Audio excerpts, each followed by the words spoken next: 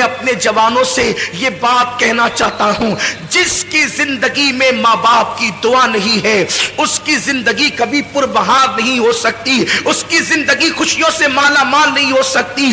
آج انسان سب کی دعا لینا چاہتا ہے، ماں باپ کی دعا نہیں لینا چاہتا، مگر یاد رکھیں آپ کے لیے کوئی بھی بڑے سے بڑا پیر، بڑے سے بڑا عالم، بڑے سے بڑا مفتی، بڑے سے بڑا خطیب، بڑے سے بڑا ادیب اگر آپ کے لیے دعا کر دے، اللہ چاہے تو دعا قبول کرے، اللہ چاہے تو رد کر دے۔ وہ قادر و قیوم بے نیاز ہے، وہ چاہے جس کی دعا رد کر سکتا ہے، اس کے لیے اس کو کوئی پوچھ نہیں سکتا، اس پہ کوئی فرض واجب نہیں ہے۔ وہ کرم، وہ قبول کرے تو کرم ہے، رد کر دے تو اس کا عدل ہے۔ اللہ چاہے جس کی دعا رد کر دے، لیکن سنو سب کی دعا رد ہو سکتی ہے، کسی کی دعا کی قبولیت کی گارنٹی نہیں ہے سوائے ایک دعا کے۔ میرے کریم آقا فرماتے ہیں کہ جب ماں باپ اپنی اولاد کے لیے دعا کرتے ہیں تو اللہ ان کی دعا رد نہیں کرتا بلکہ قبول کر لیتا ہے۔ حضور فرماتے ہیں دعا والدہ لولدہ کا دعائی لکم،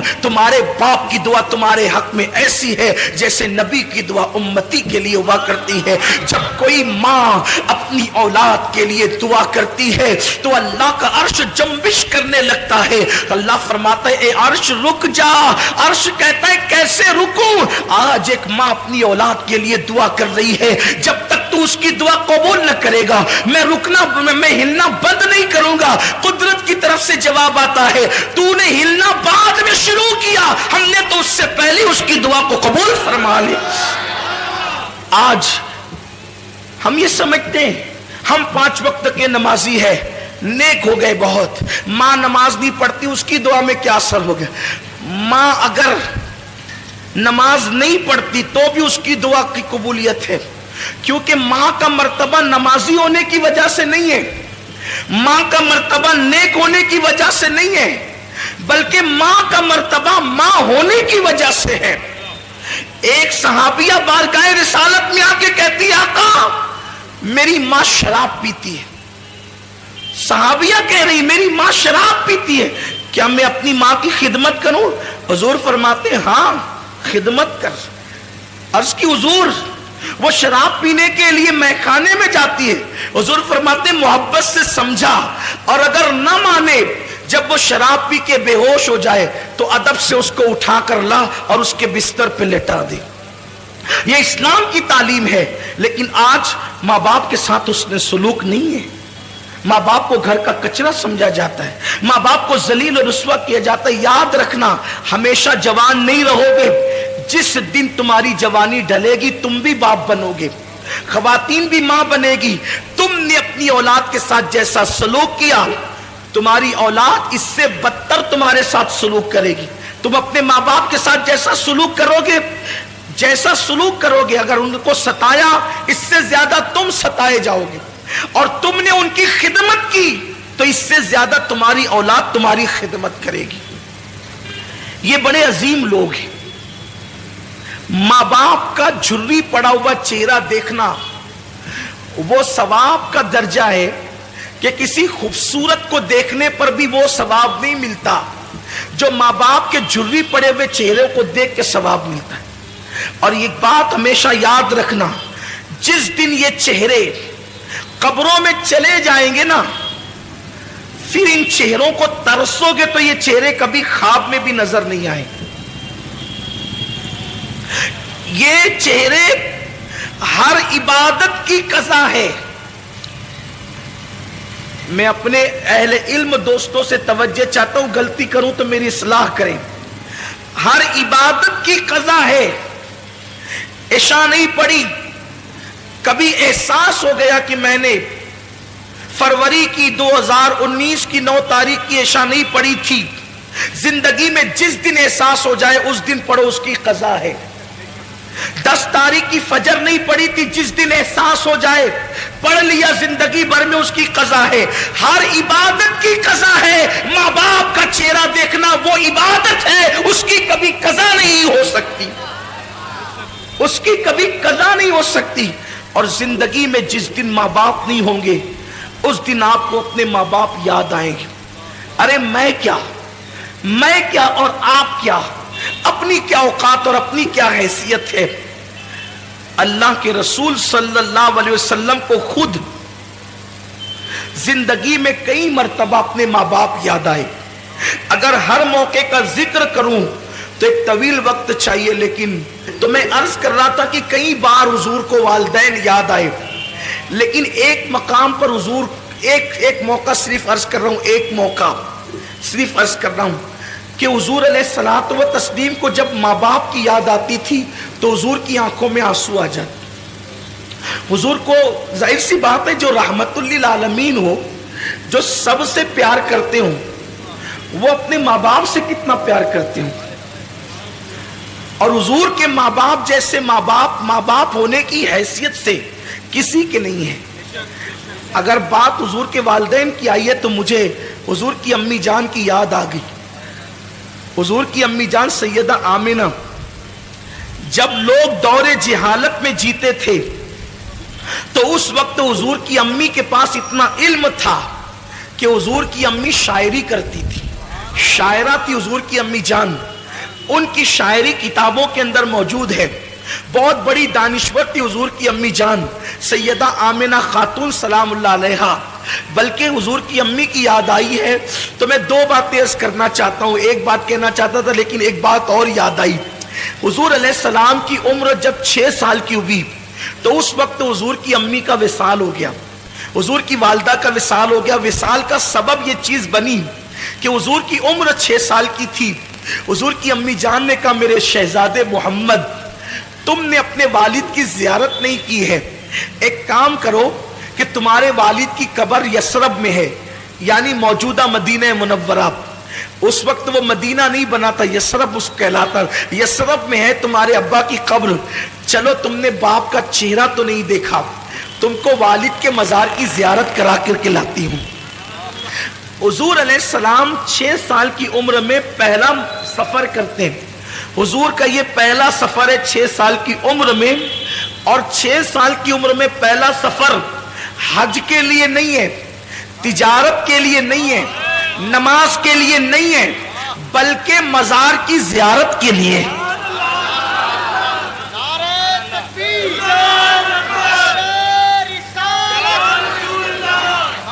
بڑی معذرت کے ساتھ جو دوست قبروں کے مخالف ہیں، مزارات کی زیارت کے مخالف ہیں، میں ان کو کہنا چاہتا ہوں کہ حضور نے تو زندگی کا پہلا سفر مزار مقدس کی زیارت کے لیے کیا، اور وہ بھی اپنے والد کے مزار کی زیارت کے لیے. 6 سال کی عمر میں حضور اپنی امی سے کہتے ہیں امی ٹھیک ہے. دراصل بات یہ تھی کہ حضور اپنی ماں کے پیٹ میں تھے اور صرف 2 مہینے یا 3 مہینے یا 4 مہینے کے اندر حمل کی شکل میں تھے. حضور کے والد کا وصال ہو گیا. حضور کے والد کا وصال ہو گیا. وہ تجارت کے لیے گئے تھے، ملک شام سے واپس لوٹ رہے تھے جسے ہم مدینہ منورہ کہتے ہیں. اب جب وہاں پہنچے تو ان کی ننیال میں رکے، بیمار ہوئے اور وہیں پر آپ کا وصال ہو گیا. تو حضور کی امی نے کہا تھا بیٹا چلو میں تمہیں اب تمہارے والد کی مزار کی زیارت کرا دوں. جناب عبد المطلب سے اجازت لی اور اجازت لے کر کے 3 نفری قافلہ حضرت سیدہ آمنہ اور ان کی کنیز ام ایمن اور حضور علیہ السلام یہ تینوں چل پڑے مدینہ شریف کی طرف. اب میں اس کو یثرب نہیں کہوں گا کیونکہ ہمارے یہاں یثرب کہنا بے ادبی ہے، لیکن اب آپ سمجھ لیں کہ وہ یثرب پرانا نام ہے اور ابھی وہ مدینہ نہیں بنا تھا، لیکن پھر بھی میں مدینہ منورہ کہوں گا. تو سرکار چلے. 1 مہینے تک حضور نے اپنی امی کے ساتھ وہاں قیام کیا بچپنے میں 6 سال کی عمر میں، اور قبر والد کی قبر پہ جاتے امی کے ساتھ. جب رخصتی کا وقت آیا کہ اب جانا ہے مکہ المکرمہ تو حضور کی امی کبھی اپنے شوہر کی قبر کو دیکھتی ہے اور کبھی حضور کے چہرے کو دیکھتی ہے، اور شوہر کا صدمہ. حضور کی امی جان کی عمر ابھی 18-19 سال ہی تھی کہ وہ بیوہ ہو گئی. 18-19 سال کی عمر میں بیوگی آخر کیا چیز ہوتی ہے؟ سوچے نا ذرا. اگر کوئی عورت 19 سال کی عمر میں یتیم ہو جائے تو اس کو اتنا صدمہ نہیں ہوتا جتنا اس کو بیوہ ہونے کا صدمہ ہو. حضور کی امی بیوہ ہوئی اتنی چھوٹی سی عمر میں، اور حضور کے والد کا وصال اتنی چھوٹی عمر میں ہوا ہے کہ ان کو ابھی داڑھی کے بال بھی نہیں نکلے تھے، بال نکلنا شروع ہوئے تھے اور ان کا وصال ہو گیا. یعنی زندگی کی مکمل بہاریں بھی نہیں دیکھی ہے اور وصال ہو گیا. تو کبھی شوہر کی قبر دیکھتی، کبھی بیٹے کا معصوم سا چہرہ دیکھتی ہے. اور 6 سال کی عمر میں میرے نبی کتنے خوبصورت لگتے ہوں گے. جس کے گالوں کی قسم قرآن یاد کرے والضحیٰ کہہ کر، جس کے زلفوں کی قسم یاد کرے قرآن واللیل کہہ کر، جس کی مانگ کو قرآن گویا کے مطلع الفجر حق کہے. آخر اس رسول اعظم جب بچے لڑکپن کی طرف جاتے ہیں تو بڑے خوبصورت لگتے ہیں، جب جوانی کی طرف جاتے ہیں تو بڑے حسین لگتے ہیں. عام بچے بھی خوبصورت لگتے ہیں.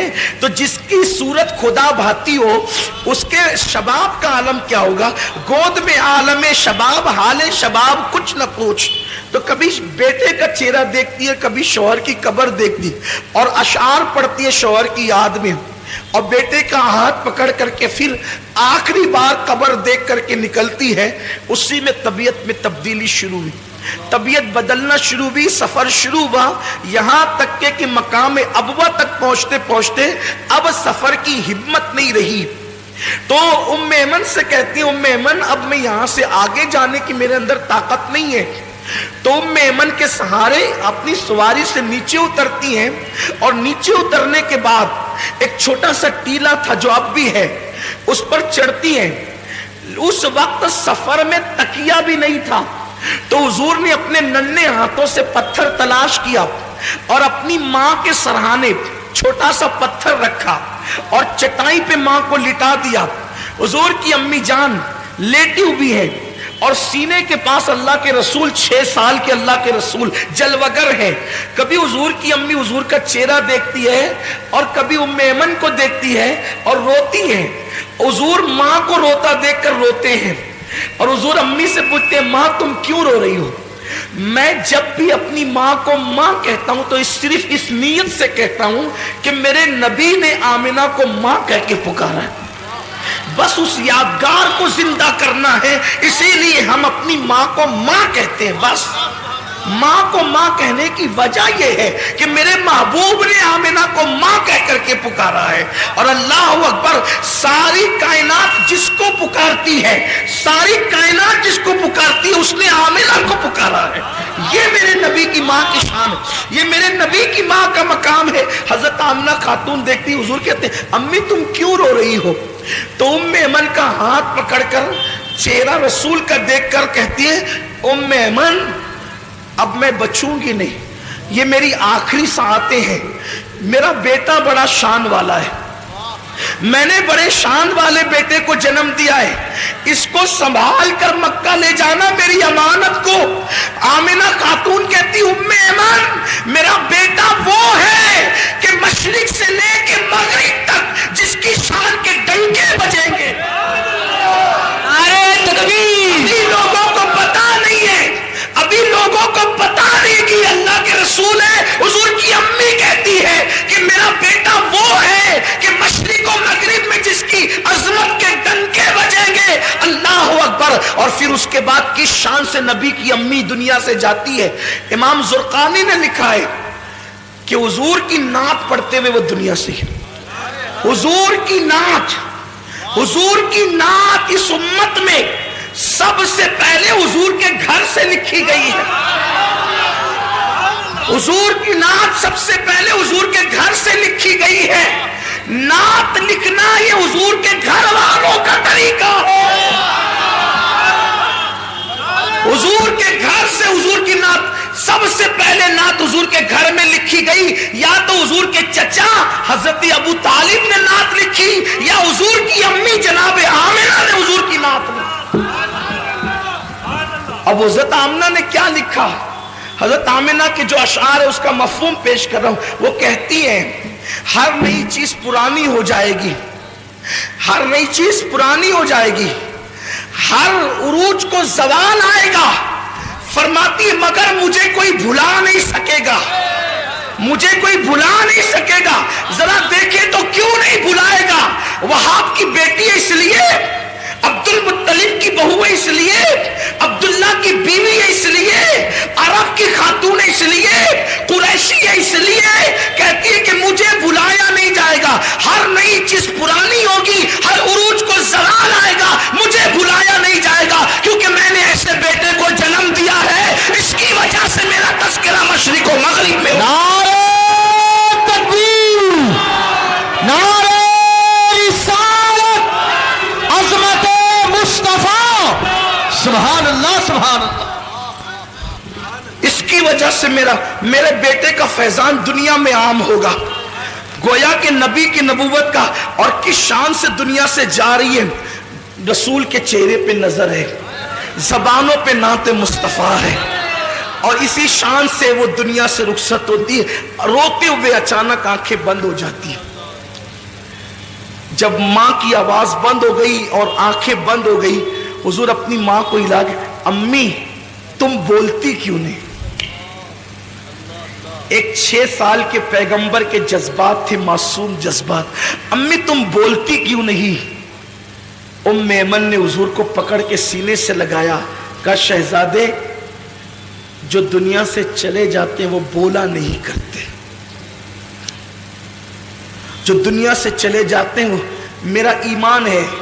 خیر سے ام ایمن نے حضور کو منع کر دیا، اللہ کی اس میں ہزارہ حکمتیں تھی، اگر حضور دوسری مرتبہ بول دیتے نا کہ امی تم بولتی کیوں نہیں، تو تاریخ گواہ ہو جاتی کہ حضور کی ماں بول پڑتی۔ جس کے اشارے سے سنگ ریزے بولتے ہیں، جس کے اشارے سے پاگل اونٹ بولتے ہیں، جس سے ہرنی باتیں کرتی ہے، ام ایمن نے کہہ دیا شہزادے جو دنیا سے چلے جاتے ہیں وہ بولا نہیں کرتے، بلکہ ان کو پھر قبر میں دفن کر دیا جاتا ہے۔ تو ماں کو قبر میں رکھنا ہے۔ میں اپنے الفاظ کے جامع میں تاریخی حوالے پڑھ رہا ہوں کہ ماں کو قبر میں رکھنا ہے، تو حضور نے ننھا سا پتھر اپنے ہاتھ میں لیا، ننھے سے گورے گورے خوبصورت ہاتھوں میں، اور اس ٹیلے کو ام ایمن کے ساتھ کھودنا شروع کیا۔ داؤد علیہ السلام کے ہاتھوں پر اللہ نے لوہے کو نرم کر دیا، اور حضور کے ہاتھوں پر وہ ٹیلا نرم ہو گیا۔ ام ایمن کے ساتھ مل کر اللہ کے رسول نے ماں کی قبر کھودی، شاید یہ پہلی اور آخری قبر تھی جس کو رسول اللہ نے اپنے ہاتھوں سے کھودی تھی، اور کھود کر کے پھر ماں کو لٹا دیا اور مٹی برابر کر دی۔ ام ایمن حضور کو دیکھتی ہے اور کہتی ہے چلو مکے چلنا ہے۔ حضور بڑی معصومیت سے پوچھتے ہیں ام ایمن میری امی، ام ایمن میری امی۔ ام ایمن نے کہا شہزادے مقام ابوا میں قیامت تک تیری ماں کو ہم چھوڑ جاتے۔ جیسے ہاتھ پکڑا اور نیچے اتری، حضور نے ہاتھ چھڑا دیا۔ ام ایمن کہتی حضور نے ہاتھ چھڑا دیا اور دوڑتے ہوئے کہیں چلے گئے، میں ڈھونڈنے لگی کہیں نہیں ملے۔ جب مجھے کہیں نہیں ملے پہ پریشان ہو گئی، آمنہ کی امانت کہاں چلی گئی، آمنہ کی امانت کہاں چلی گئی۔ جب میں ڈھونڈ چکی کہیں نہیں ملے تو میں ٹیلے پہ چڑھی تو کیا دیکھا کہ حضور ماں کی قبر سے لپٹ کر رو رہے ہیں، ماں کی قبر سے لپٹ کر رو رہے ہیں۔ اور میں نے یہ جملے سنے کہ امی تمہیں تو معلوم تھا نا کہ سب کا کوئی نہ کوئی ہے، میرا تو تمہارے سوا اور کون ہے، تم بھی مجھے چھوڑ کر کے چلی، باپ تو پہلے ہی چلے گئے تھے، تم بھی چھوڑ کر راستے میں چلی۔ رو رہے تھے حضور علیہ السلام۔ ام ایمن کہتے میں نے اٹھایا اور کہا کہ چلیے چلیے، یہاں تک کہ حضور کو میں لے کر چلی۔ حضور پلٹ پلٹ کر روتے تھے اور ماں کی قبر کی طرف دیکھ۔ یہ ماں ہے، آج جن ماؤں کی قدر آپ کے ہمارے پاس نہیں ہے، ماں ہے۔ پتہ نہیں ام ایمن نے کس طریقے سے حضور کے آنسوؤں کو خشک کیا، چپ کرایا، کیسے تسلی دی، کیسے حوصلہ دیا، کیسے ہمت دی، یہ ام ایمن جانے حضور جانے۔ حضور بار بار اپنی ماں کو یاد کرتے رہے۔ ایک دن اللہ کے رسول علیہ الصلوۃ والسلام مسجد نبوی شریف کے ایک کونے میں جلوگر ہیں، صحابہ اپنے اپنے کاموں میں مصروف ہے، حضور علیہ السلام خاموش خاموش آنسوؤں سے رو رہے، حضور کی آنکھوں میں آنسو ہے۔ صحابہ کرام کی عادت تھی جب حضور مجمع میں ہوتے یا محفل میں ہوتے تو صحابہ حضور ہی کو دیکھتے رہتے۔ جب سرکار سرکار کو روتے ہوئے صحابہ نے دیکھا تو دوڑ پڑے حضور کی طرف, کیونکہ حضور کی تکلیف ان کو اپنی تکلیف سے زیادہ گراں تھی اور حضور کی خوشی اپنی خوشی سے زیادہ پسند تھی. میری قوم کے جوانوں, تمہارے پاس واٹس ایپ کے لیے ٹائم ہے نا, بوڑھے ماں باپ کے لیے ٹائم نہیں ہے نا آپ کے پاس. کھیلتے رہو واٹس ایپ, دیکھتے رہو فلمیں, رات کے 3 بجے تک فیس بک پہ ٹائم پاس کرتے رہو, دوستوں کے ساتھ گھومتے رہو. جس دن تمہاری ماں کا چہرہ کفن میں چھپ جائے گا, اس دن تمہیں احساس ہوگا کہ تم نے کتنی بڑی نعمت کھوئی ہے. دنیا کی ہر نعمت کھو کر کے تمہیں واپس مل سکتی ہے, لیکن ماں باپ اس نعمت کو کہتے ہیں جو ایک بار کھو جائے پھر واپس وہ نعمت نہیں ملتی. اس نامراد کے دل سے جا کر کے پوچھو جس کے ماں باپ نہیں ہیں اور انہوں نے ماں باپ کو کبھی خوش کرنے کی کوشش نہیں کی. آج وہ بستروں میں چھپ چھپ کر روتے ہیں, آج وہ تنہائیوں میں پچھتاتے ہیں, آج وہ اپنے آپ کو معاف کرنے کے لیے تیار نہیں ہے. جو غلطی ان سے ہوئی وہ غلطی خدا کے لیے آپ نہ کریں. آپ اپنے ماں باپ سے معافی مانگیں, انہیں راضی کریں, انہیں ٹائم دیں, انہیں وقت دیں, ان کی خوشیوں کے لیے ہر کڑوا گھونٹ پی لیں, لیکن ان کو کبھی ناراض نہ کریں. اللہ کے رسول مسجد کے کونے میں بیٹھ کر کے رو رہے, صحابہ دوڑ پڑے, ہمارے ماں باپ آپ پہ قربان یا رسول اللہ, آپ کیوں رو رہے, آپ کے رونے کی وجہ کیا ہے؟ سرکار فرماتے ہیں اچھا ہجرت حضور نے 53 سال کی عمر میں کی ہے نا, 53 سال, اس کا مطلب یہ واقعہ 53 سال کے بعد کیا, یعنی حضور علیہ السلام کی عمر اب 53 سال کے اوپر پہنچ گئی ہے, اور اس وقت حضور ماں کو یاد کر کے رو رہے. صحابہ نے پوچھا حضور کیوں رو رہے ہیں آپ؟ سرکار فرماتے ہیں آج مجھے میری امی حضرت آمینہ کی یاد آ گئی. حضور فرماتے آج مجھے میری امی حضرت آمینہ کی یاد آ گئی. جیسی حضرت آمینہ کا نام یاد, وہ آمینہ کسی کا بیٹا ولی, کسی کا بیٹا غوث, کسی کا بیٹا قطب, آمینہ کا بیٹا محبوب خدا. یا صرف ایک جملہ کہہ کے آگے بڑھنا چاہتا ہوں. لوگ کہتے ہیں یہ سنی علماء غیر سنیوں سے لڑتے جھگڑتے کیوں رہتے ہیں. صرف اتنا کہنا چاہتا ہوں میرے بھائیوں, جس نبی نے ہماری ماں کے قدموں کے نیچے جنت رکھی ہے نا, ان لوگوں نے جو غیر سنی ہیں میرے نبی کی ماں پہ کفر کا فتویٰ دیا اور کہا کہ نبی کی ماں کافرہ تھی, نبی کے باپ کافر تھے.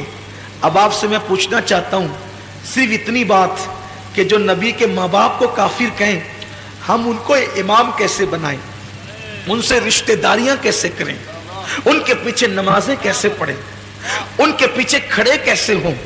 ہم داڑیاں نہیں دیکھیں گے نا, ہم ٹوپیاں نہیں دیکھیں گے, ہم قلم سے لکھے ہوئے الفاظ بھی تو دیکھیں گے, کتابوں میں لکھے ہوئے ثبوت بھی تو دیکھیں گے.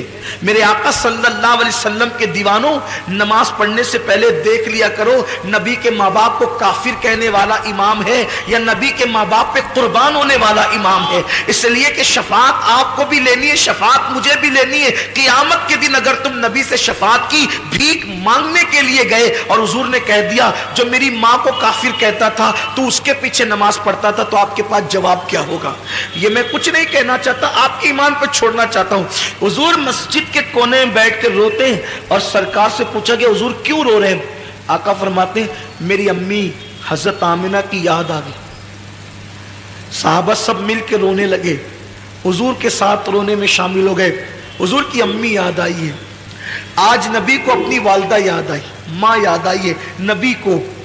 پھر روتے روتے حضور علیہ السلام کو کچھ افاقہ ہوتا ہے تو سرکار اپنے صحابہ سے کہتے ہیں اے میرے صحابہ, اس وقت میری ماں حضرت آمینہ حیات ہوتی تو کیا ہوتا, کیسا ہوتا, کیا حال ہوتا؟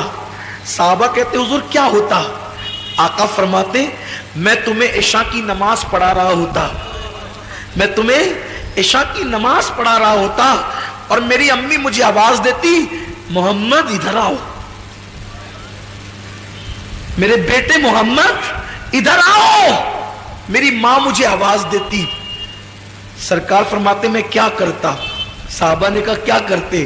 حضور فرماتے میں نماز کو چھوڑ دیتا اور لبیک کہتے ہوئے اپنی ماں کی بارگاہ میں پہنچ۔ یہ ماں ہے، یہ ماں کا مرتبہ ہے۔ لیکن آج میرا جوان کیرم چھوڑ کر کے ماں کے پاس آنے کے لیے تیار، موبائل کا گیم چھوڑ کے اپنی ماں کے پاس، باپ کے پاس آنے کے لیے تیار نہیں ہے۔ حضور فرماتے جو ماں باپ کی نافرمانی کرے گا وہ جنت کی خوشبو سے بھی محروم کر دیا جائے گا۔ یاد رکھنا، کتنے بھی بڑے منصب پہ فائز ہو جاؤ، ماں باپ سے تم کبھی بے نیاز نہیں ہو سکتے۔ جناب موسیٰ سے اللہ نے کہا تھا موسیٰ ذرا سنبھل کر آنا۔ عرض کی مولا طور پر تو ہمیشہ آتا ہوں، پہلی بار تو نہیں آیا۔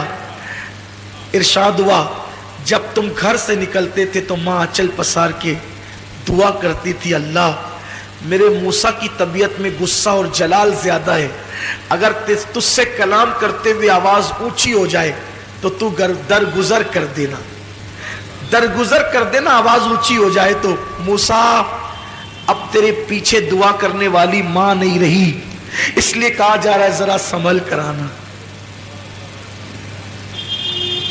اللہ کے کلیم کو کہا جاتا ہے پیٹھ کے پیچھے دعا کرنے والی ماں اب تیرے گھر میں نہیں ہے تو ذرا سنبھل کر آنا۔ غور تو کریں آپ، نبی سے کہا جا رہا ہے ماں کی دعا کیا ہے؟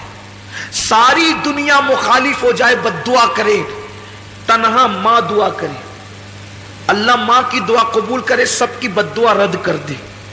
اور تنہا ماں بد دعا کرے اور پوری دنیا مل کر دعا کرے تو اللہ سب کی دعا رد کر دے، ماں کی بد دعا قبول کر لے۔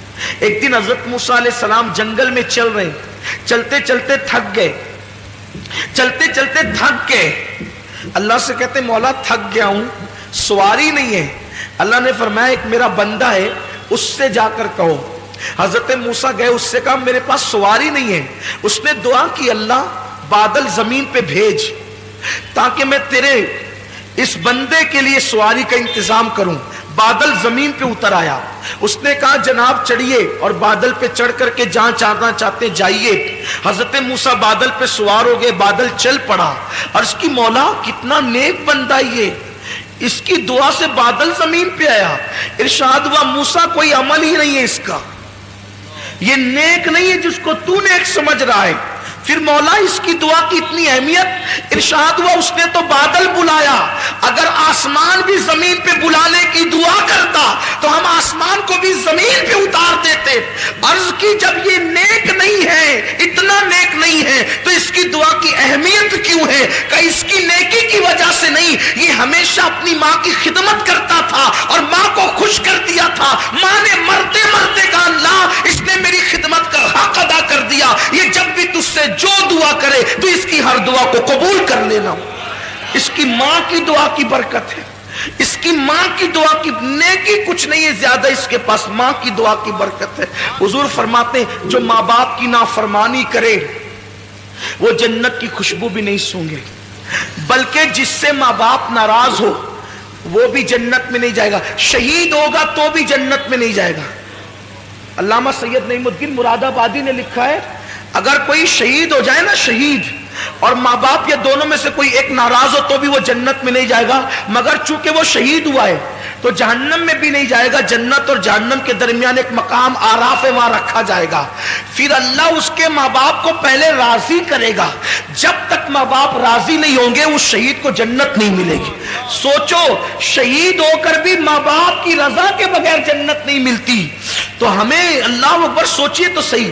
اور اپنی گفتگو کو اینڈ پر پہنچانے کے لیے ایک بات آپ سے کہوں، یار جو ماں باپ کا گستاخ ہو، توجہ آپ کی، دھیان ہے آپ کا، جب ماں باپ کا کوئی گستاخ ہو، کلمہ پڑھ کے، نماز پڑھ کے، حج کر کے، زکوٰۃ دے کے، شہید ہو کر بھی ماں باپ کی گستاخی کی وجہ سے جنت میں نہیں جا رہا ہے، تو جو رسول پاک کا گستاخ ہو وہ کلمہ پڑھ کے جنت میں کیسے جا سکتا ہے؟